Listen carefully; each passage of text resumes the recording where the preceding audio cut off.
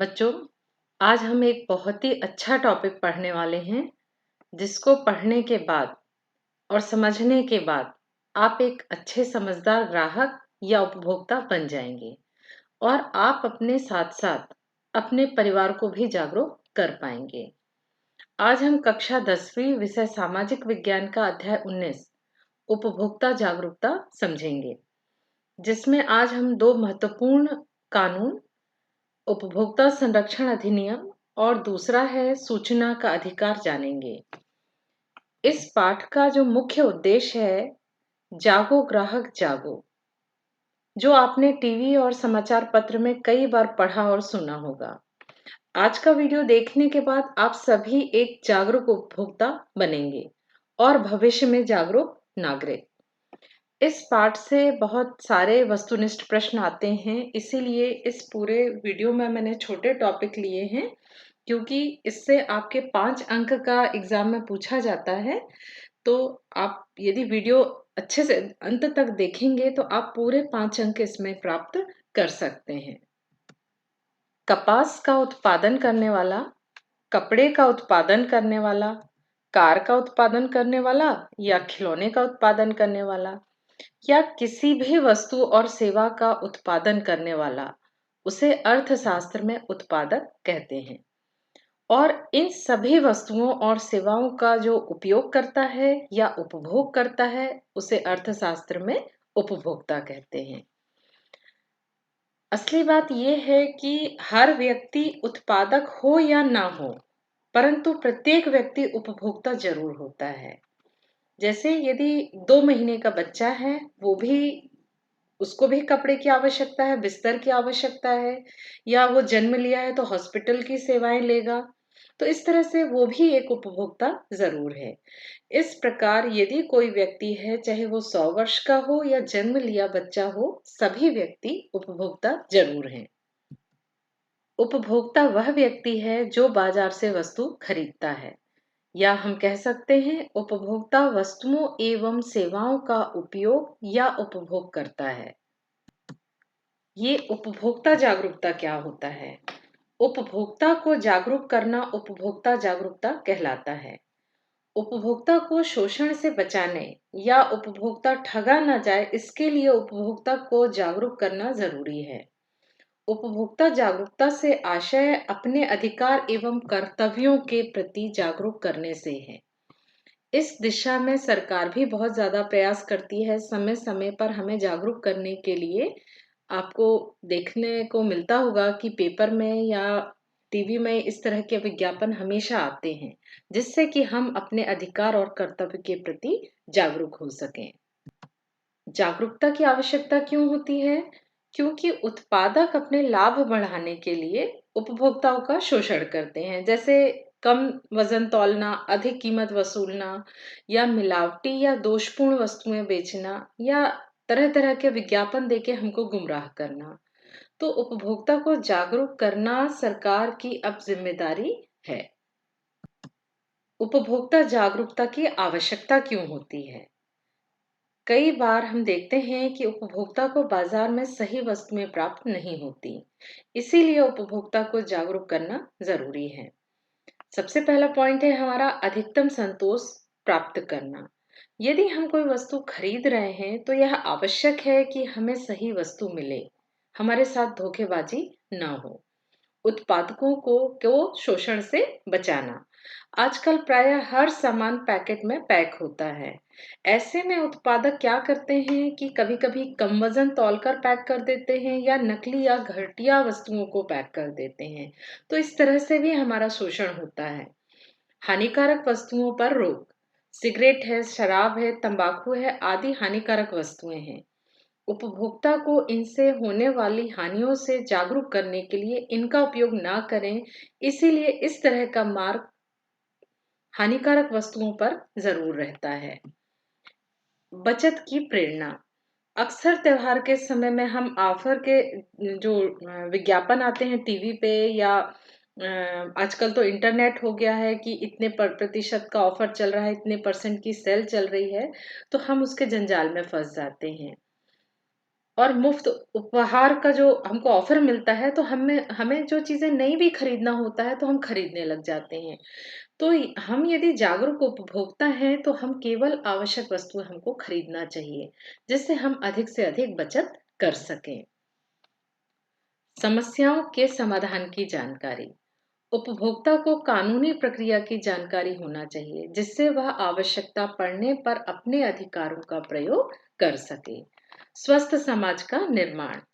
आज से ही यदि हम बच्चों को उनके अधिकार और कर्तव्य का ज्ञान यदि होगा उसको, तो वो उत्पादक या विक्रेता के द्वारा जो ठगना है या धोखा देना है, वो संभव नहीं हो पाएगा। उपभोक्ता का शोषण कितने प्रकार से होता है? हमारा शोषण कई प्रकार से होता है। बहुत प्रकार के विज्ञापन हैं, आकर्षक पैकिंग देख के और ऑफर देके हम मतलब इनके जंजाल में फंस जाते हैं। सबसे पहला है ऊंची कीमतें। बिना पैकिंग की जो वस्तुएं होती हैं प्रायः, उन पर जो कीमत है वो दुकानदार अपने हिसाब से तय करता है। आप ये देखते होंगे कि यदि आप साइकिल हैं या पैदल हैं, तो सब्जी वाला आपको 30 रुपए किलो बताएगा। यदि आप कार में हैं, तो वो तुरंत उसी सब्जी का 40 या 50 रुपए बताएगा। तो यानी इस तरह से जो खुली चीजें हैं, जिस पर प्रिंटेड रेट नहीं होता, तो वो उस पर ऊंची कीमत निर्धारित करते हैं। घटिया गुणवत्ता की वस्तुएं। कई बार हम अच्छे ब्रांड और अच्छी कंपनी के होने के बाद भी हमें घटिया वस्तुएं मिलती हैं। जैसे यदि आप किसी अच्छे ब्रांड का पैक्ड फूड फूड लेकर आ रहे हैं घर पे, और पता चला कि उसके अंदर जो खाने का सामान है वो खराब हो चुका है, जबकि आप कंपनी देखकर उसको खरीद लेते हैं। और अक्सर आपका बिल नहीं होने की वजह से आपको उसको क्या करना पड़ता है, फेंकना पड़ता है। इसी प्रकार है मिलावट। इस प्रकार की जो समस्या है मिलावट की, ये आज के समय में सबसे अधिक बढ़ गई है। आप हमेशा टीवी में स्थानीय समाचार में सुनते होंगे या पेपर में पढ़ते होंगे कि 10 क्विंटल मिलावटी घी मिला, 10 क्विंटल मिलावटी खोआ मिला। तो हमको उसके प्रति भी जागरूक होना चाहिए। गलत एवं अधूरी जानकारी।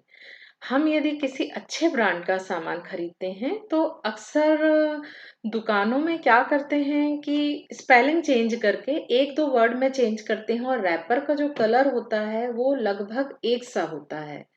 और हम उस वस्तु के दाम यदि 10 रुपए हैं, मान लो किसी टॉफी के दाम यदि 10 रुपए हैं, हम 10 रुपए में टॉफी खरीदते हैं ब्रांडेड कंपनी की, तो वो जो नकली वाली टॉफी है उसकी कीमत भी 10 रुपए रखते हैं।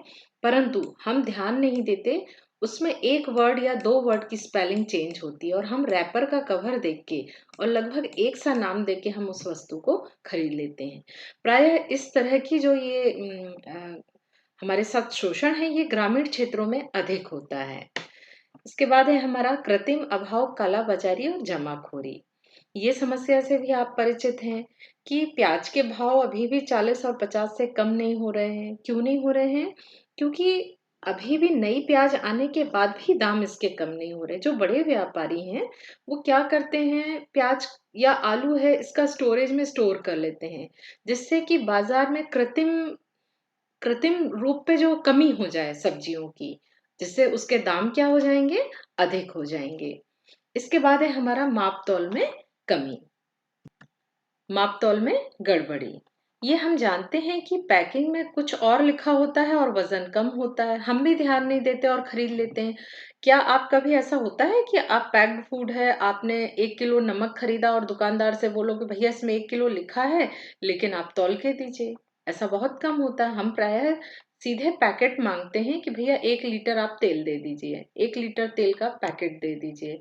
लेकिन क्या कभी हमने तौला है उसको? यदि वो कंपनी उसमें कम तौलेगी, लेकिन हम उसको तो ये मान लेते हैं कि 1 लीटर है। तो इस तरह से उपभोक्ता का शोषण कई प्रकार से हो रहा है। उपभोक्ता का शोषण आखिर क्यों होता है? हम सब उपभोक्ता हैं, हमारा यह जानना आवश्यक है कि शोषण के क्या कारण हैं। यदि हम शोषण के कारण की जानकारी यदि हमें हो जाएगी, तो इससे हम बचने का तरीका ढूंढ सकते हैं। अभी मैं कुछ महत्वपूर्ण जो बिंदु हैं इनको संक्षिप्त में मैं बता दूंगी। यदि परीक्षा में इस तरह से आता है उपभोक्ता शोषण के 2 कारण लिखिए, तो आपको यदि यहाँ पे 7 कारण लिखे हैं, आपको जो ज़्यादा अच्छा लगता है आप कोई भी 2 कारण लिख सकते हैं।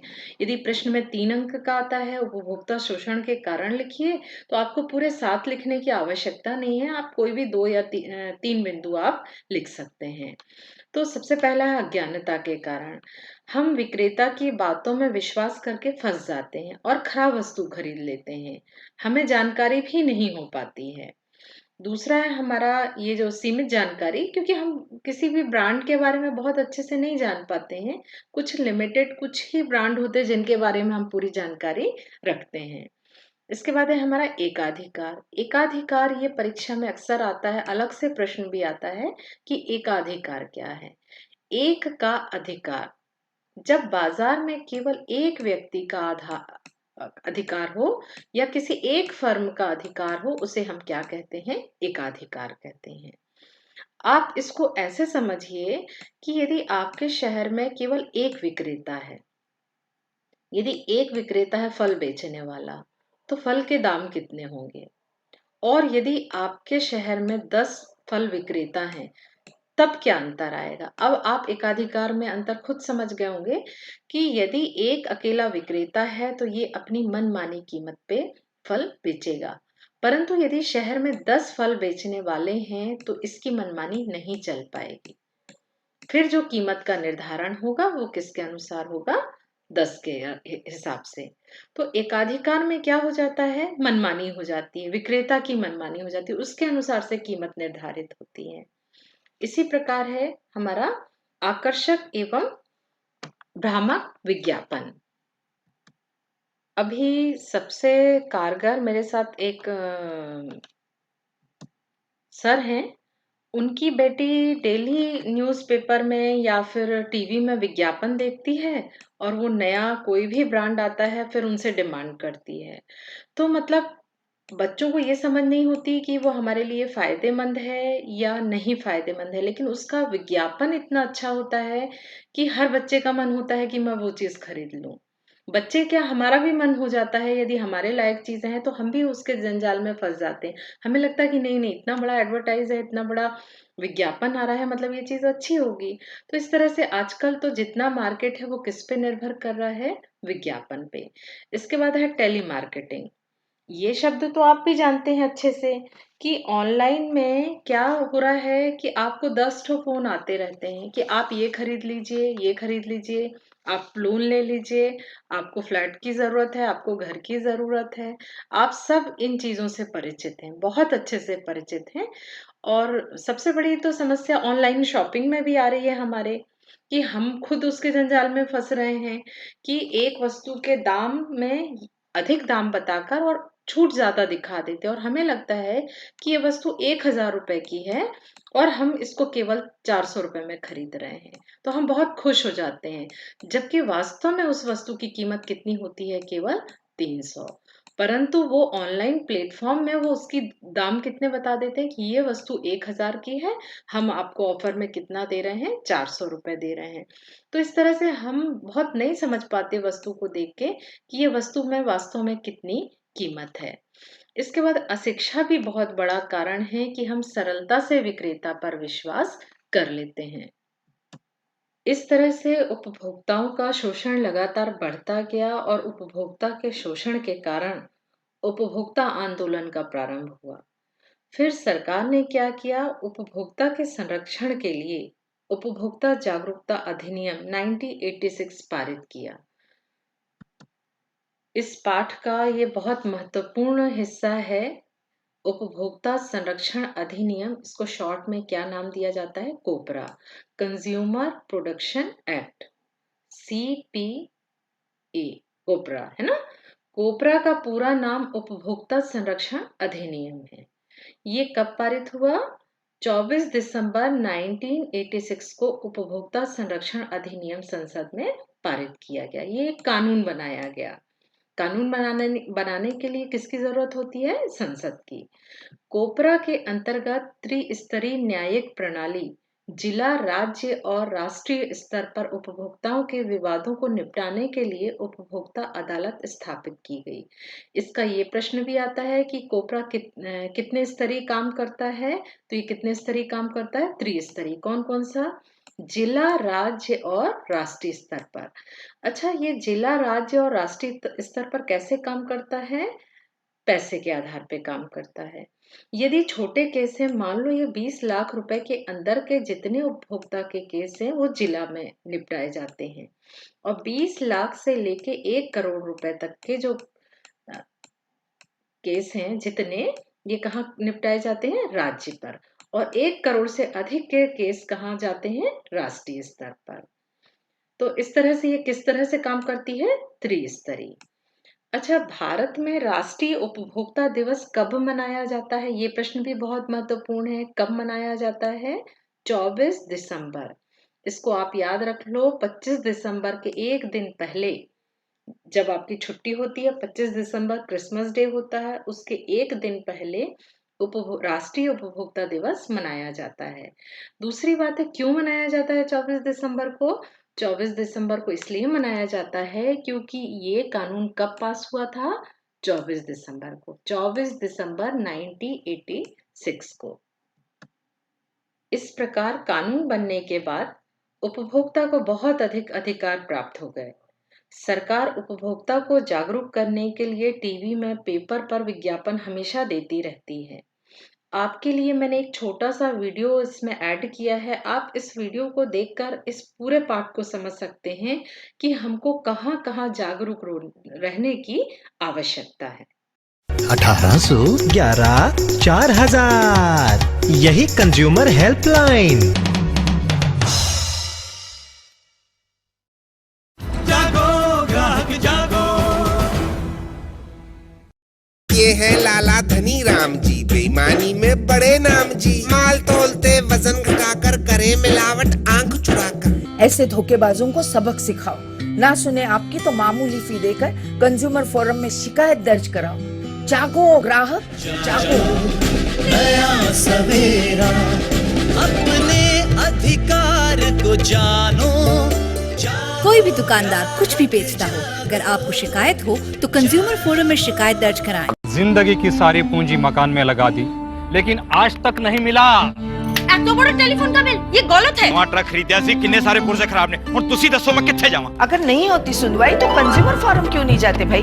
एक कागज पे शिकायत लिखे और दर्ज करें। मामूली सी फीस, फैसला और भरपाई फटाफट। अपने अधिकार को जानो, अपने हक को पहचानो। जागो ग्राहक जागो।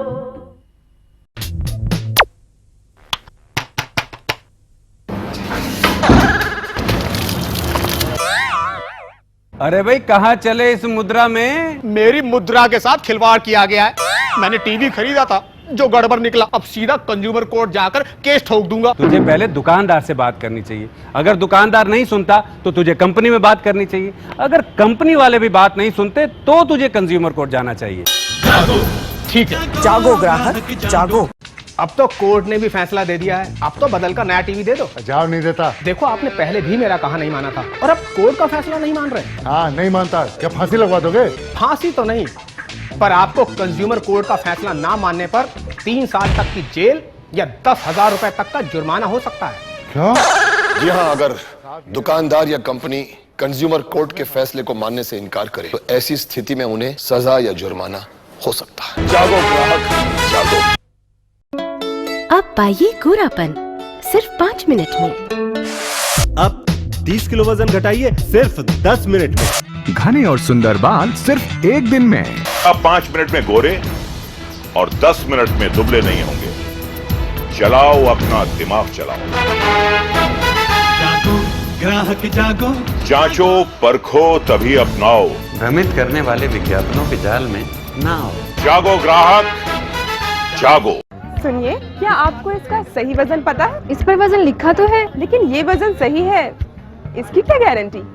तो दोबारा वजन करवा लेते हैं। भैया जरा इसका वजन तो कीजिए। अरे मैडम, लिखा तो है, फिर क्या जरूरत है बार बार तोलने की? जरूरत है। अगर कोई दुकानदार वैट का भुगतान करता है तो उसके पास ऐसा इलेक्ट्रॉनिक तराजू होना चाहिए जिससे वजन की रसीद निकलती हो। ग्राहक के कहने पर आप वजन करने से इनकार नहीं कर सकते। जागो ग्राहक, जागो। चलो एक कप चाय हो जाए। अरे नहीं बाबा, महंगाई कितनी बढ़ गई है। चाय का दाम तो वही है जो पहले था, लेकिन वजन ना कम कर दिया हो। जरा ध्यान से देखो, 490 ग्राम। देखो कि पैक में कहीं लिखा है ये पैक स्टैंडर्ड है या नहीं। नहीं तो बहुत सी चीजें ऐसी आती हैं जिनकी पैकिंग स्टैंडर्ड नहीं होती है, पर उन पर लिखना जरूरी है कि ये पैक स्टैंडर्ड नहीं है। अगर ऐसा नहीं करते हैं तो ये ग्राहक के साथ धोखा है। ग्राहक होने के नाते ये बहुत जरूरी है कि आपको पैकेट का सही मूल्य और वजन का पता हो। जागो ग्राहक, जागो। नहीं, मैं दे दूंगा, कुछ टाइम तो दीजिए। क्या बात है रमेश, क्या हुआ? और ये आदमी कौन? बैंक से कार लोन लिया था, इंस्टॉलमेंट देने में देर हो गई। अब बैंक वालों की तरफ से ये रिकवरी एजेंट बार बार परेशान करता है। इस तरह से डरने की कोई जरूरत नहीं है। देखो, अगर कोई बैंक या रिकवरी एजेंट तुम्हारे साथ ये डराने धमकाने जैसा व्यवहार करता है तो ये भारतीय रिजर्व बैंक की गाइडलाइंस के एकदम विरुद्ध है। तुम कंज्यूमर फोरम में उसके खिलाफ शिकायत दर्ज करवा सकते हो। इस तरह किसी को डराना अपराध है और कंज्यूमर फोरम तुम्हारे साथ है। जागो ग्राहक, जागो। क्या बात है माधव? नया का नया पंप खराब हो गया और वो दुकानदार है कि बदलने को राजी नहीं है, जबकि अभी वो क्या कहते हैं, गारंटी बाकी है। तो तू अपनी शिकायत डिस्ट्रिक्ट कंज्यूमर फोरम में करा दे। हर जिले में ग्राहकों के अधिकारों की रक्षा के लिए कंज्यूमर फोरम होते हैं, जहाँ न ज्यादा समय लगता और न ही पैसा। तू बस उस दुकानदार के खिलाफ अपनी शिकायत दर्ज करा दे। गाँव हो या शहर, गरीब हो या अमीर, ग्राहक तो बस ग्राहक होता है जो अपने अधिकारों के लिए लड़ भी सकता है। तो जागो, जागो ग्राहक, जागो। ये दवा देना अंकल। ये लो बेटा, 7 रुपए। एक्सपायर। ये लो अंकल। अरे बेटा, ये क्या दे रहे हो? ये तो गुजरे जमाने की बेकार चीजें हैं। और ये क्या है? ये भी तो गुजरे जमाने की बेकार चीज है। इसके बदले इससे बेहतर और क्या मिलेगा आपको? जी हाँ, हर दवा एक्सपायरी डेट देखकर ही खरीदें ताकि जिंदगी सलामत रहे। देता हूँ बेटा, दूसरी देता हूँ। कहते हैं सोने की परख सुनार ही जानता है। बिल्कुल गलत। आप भी अपना सोना पहचान सकते हैं बस एक निशान देखकर। हॉलमार्क, जो है आपका पर्सनल सुनार, जो आपको देता है बेहतरीन क्वालिटी की गारंटी ताकि आपको मिले खालिस सोना। मैडम, आपका बिल और सर्टिफिकेट। हाँ, अपना बिल जरूर संभाल कर रखिए। अगर आप चाहते हैं कि आपकी मेहनत की कमाई बेकार न जाए तो इस निशान को देखना बिल्कुल न भूलें। उपभोक्ता को शोषण से बचने के लिए शिक्षित होना भी बहुत जरूरी है। हमें कैसी वस्तुएं खरीदना चाहिए? हमें मानकीकृत वस्तुएं खरीदना चाहिए, जिसमें मार्क हो वही वस्तुओं का उपयोग करना चाहिए। जैसे आप समझते हैं कि हमेशा पेपर में आता है कि हमको गोल्ड की ज्वेलरी कैसी लेनी चाहिए, हॉलमार्क वाली लेना चाहिए। हमको क्या करना चाहिए, हमेशा कैश मेमो लेना चाहिए, यानी रसीद जरूर प्राप्त करना चाहिए, क्योंकि यदि खराब वस्तु है तो हम दुकानदार को कैसे वापस करेंगे। इसीलिए हमारा ये जरूरी है कि हम किसी भी सामान का रसीद जरूर प्राप्त करें। हमको विज्ञापन के बहकावे में नहीं आना चाहिए। जैसे ही विज्ञापन आता है हम सब खरीदारी के लिए पहुंच जाते हैं कि जैसे कोई भी वस्तु हमको फ्री में मिल रही है, तो हमको विज्ञापन से भी बचना चाहिए। सामूहिक रूप से शिकायत करना। यदि आपको लग रहा है कि कोई समस्याएं हैं आपके पूरे क्षेत्र में आ रही है, गलत सामान मिल रहा है या डेयरी वाला दूध गलत दे रहा है या घी गलत दे रहा है, तो आपको सामूहिक रूप से शिकायत करना चाहिए। खराब होने की तिथि की जांच करना, ये आप अपनी आदत में डाल लीजिए। ये केवल पॉइंट में नहीं बता रही हूँ, ये जो टॉपिक है ये बहुत महत्वपूर्ण टॉपिक है। ये सभी चीजों को आप भी जागरूक रहिए और अपने पेरेंट्स को भी करिए। खराब होने की तिथि की जांच करना, हर वस्तु का कितने साल में, किस तारीख को, कितने महीने में खराब हो रही है, ये हर वस्तु पर के पैक पर चिन्हित रहता है। तो आप इसको पढ़ने के बाद ही वस्तु खरीदिए। परीक्षा में आपको अक्सर ये मार्क या चिन्ह हैं, ये अवश्य आते हैं, चाहे खालिस्तान हो, सही जोड़ी हो, वस्तुनिष्ठ में किसी भी रूप में आ सकते हैं। ISI मार्क आपका ऐसा होता है, हॉलमार्क है ये वूल मार्क है, और ये हमारा एग मार्क। ये एग मार्क मतलब अंडे का मार्क नहीं है।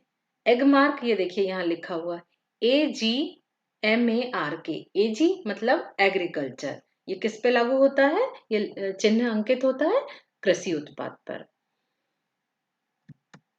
ISI मार्क औद्योगिक एवं उपभोक्ता वस्तुओं की गुणवत्ता को प्रमाणित करने वाला चिन्ह है। ISI mark. एग मार्क किसमें लगता है? कृषि उत्पादों की गुणवत्ता को प्रमाणित करता है। इसी प्रकार जो हॉलमार्क है ये स्वर्ण आभूषणों की गुणवत्ता को प्रमाणित करता है। इसके बाद है ये वूल मार्क। ये कौन सी वस्तुओं पे लगता है? ऊनी वस्तुओं पर। तो आप समझ गए होंगे कि ये चारों वस्तुओं के अलग अलग कैटेगरी पे अलग अलग चिन्ह अंकित होता है। इस पाठ का दूसरा महत्वपूर्ण टॉपिक है हमारा सूचना का अधिकार, जिसको RTI कहते हैं। ये एक्ट 2005 में पारित हुआ। भारत सरकार ने 2005 को सूचना प्राप्त करने का अधिकार के नाम पर एक कानून बनाया। यह कानून सरकारी विभागों के कार्यकलापों की सभी सूचनाएं पाने का अधिकार सुनिश्चित करता है। जैसे यदि आपके गांव में पंचायत है मान लो, और आपके गांव में कोई रोड बनी है मान लो 1 लाख रुपए की, 1 लाख रुपए की गांव में ग्राम पंचायत के माध्यम से रोड बनी। यदि आपको ऐसा लगता है कि ये रोड 1 लाख की नहीं बनी है, तो आप गांव में पंचायत में RTI लगाकर, उसका एक फॉर्मेट होता है, एक फॉर्म होता है, एक निश्चित राशि होती है, उसको जमा करके आप सूचना के अधिकार के तहत उस रोड पर होने वाले जितने खर्च हैं उसको आप उसकी जानकारी प्राप्त कर सकते हैं। तो RTI प्रायः सभी विभागों पे लागू होती है, सरकारी विभागों पे जिनकी जानकारी आपको प्राप्त करने का अधिकार है। तो ये जनता के पास ये बहुत महत्वपूर्ण अधिकार है, सूचना का अधिकार। इस पाठ के महत्वपूर्ण जो ऑब्जेक्टिव प्रश्न है, वस्तुनिष्ठ प्रश्न है, उनको मैं लेकर आई हूँ। उपभोक्ता संरक्षण नियम लागू हुआ, बताइए आप कब लागू हुआ? अभी हमने देखा था। इसका उत्तर है 1986। उपभोक्ता जागरूकता का अर्थ है अपने अधिकारों के प्रति सतर्क, अपने कर्तव्यों के प्रति सतर्क, कि अपने अधिकार और कर्तव्य दोनों के प्रति सतर्क। तो इसका उत्तर कौन सा है? अपने अधिकार एवं कर्तव्य। हमारे कर्तव्य भी हैं, केवल अधिकार नहीं है, हमारे कुछ कर्तव्य भी हैं सरकार के प्रति। तो उपभोक्ता जागरूकता क्या कहलाती है? अपने अधिकार एवं कर्तव्य दोनों के प्रति सतर्क। उपभोक्ता जागरूकता आवश्यक है। क्यों आवश्यक है? हानिकारक उपभोग रोकने के लिए। कौन सा कारण है? हानिकारक उपभोग रोकने के लिए। उत्पादक वस्तु की गुणवत्ता एवं कीमत के संबंध में मनमानी कर सकता है। कौन मनमानी कर सकता है? मैंने अभी एक उदाहरण दिया था कि यदि 1 फल वाला है और 10 फल वाला है तो क्या अंतर होगा? तो मनमानी कौन कर रहा था? तो सही उत्तर क्या होगा? एकाधिकारी। एग मार्क सुरक्षा चिन्ह है। किसका चिन्ह है भाई? एग मार्क किसका सुरक्षा चिन्ह है? मैंने बताया था एग मतलब अंडा नहीं है, एग मार्क मतलब AG मार्क है। AG फॉर एग्रीकल्चर, यानी इसका उत्तर क्या होगा? कृषि उत्पाद। खालिस्तान भरिए। ISI खालिस्तान स्तर का मानक है। किस स्तर का मानक है? गुणवत्ता। क्या नापता है ये? गुणवत्ता। बिजली के उपकरणों पर कौन सा चिन्ह लगता है? ISI।